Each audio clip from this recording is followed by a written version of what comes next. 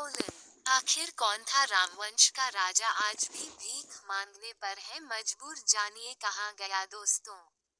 रामवंश का राजा या राम के वंशज शब्दों से प्रायः भगवान राम के वंशजों का संदर्भ लिया जाता है, जिन्हें रघुकुल के महान और प्रतिष्ठित वंश के सदस्य माना जाता है। इस वंश के प्रमुख और प्रसिद्ध राजा भगवान राम थे, जिन्होंने अयोध्या के राजा के रूप में शासन किया था। लेकिन आपके द्वारा पूछे गए सवाल में यह उल्लेख किया गया है कि रामवंश का राजा आज भी भीख मांगने पर मजबूर है, जो एक ऐतिहासिक या प्रतीकात्मक प्रश्न हो सकता है।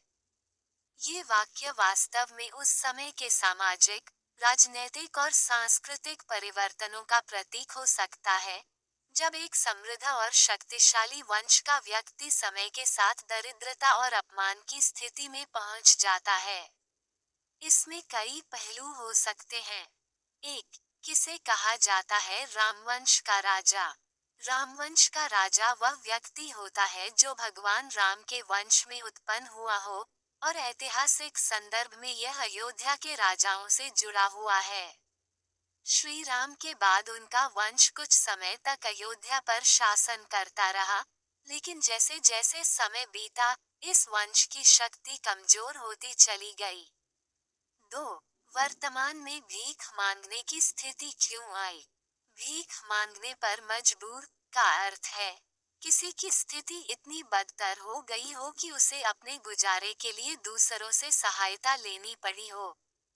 इस संदर्भ में ये तात्पर्य हो सकता है कि रामवंश के महान वंशजों का वंशज आज सामाजिक और आर्थिक दृष्टि से न केवल कठिनाइयों का सामना कर रहा है, बल्कि वह अपनी पूर्व ऐतिहासिक प्रतिष्ठा को खो चुका है।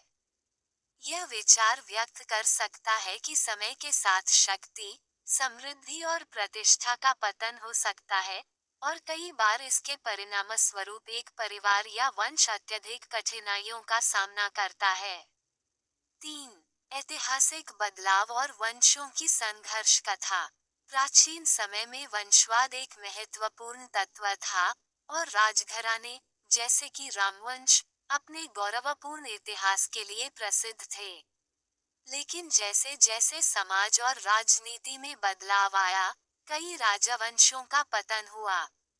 रामवंश का इतिहास भी इस बदलाव को महसूस करता है, क्योंकि उसके बाद के समय में अयोध्या और अन्य क्षेत्रों में विभिन्न प्रकार के आक्रमण और राजनीतिक उथल-पुथल देखी गई। 4. प्रतीकात्मकता और ऐतिहासिक दृष्टिकोण। ये सवाल भी एक प्रतीकात्मक दृष्टिकोण हो सकता है, जिसमें ये दर्शाया गया हो कि जिनका इतिहास और वंश कभी अत्यधिक गौरवशाली था, वे अब गिरावट की स्थिति में हैं।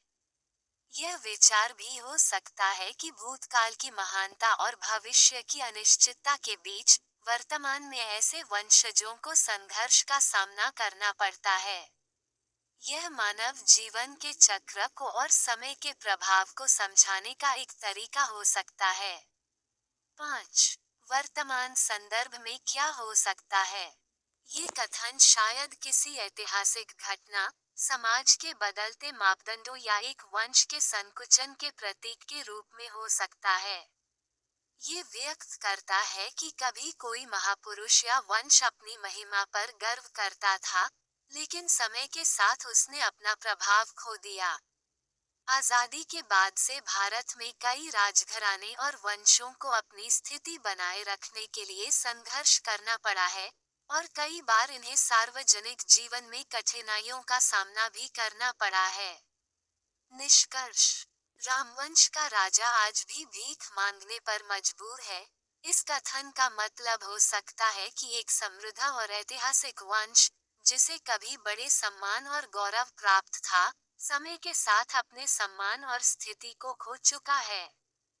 यह विचारात्मक और प्रतीकात्मक तरीके से ये दर्शाता है कि भूतकाल की महानता और वर्तमान की कठिनाइयां किस प्रकार जुड़ी होती हैं।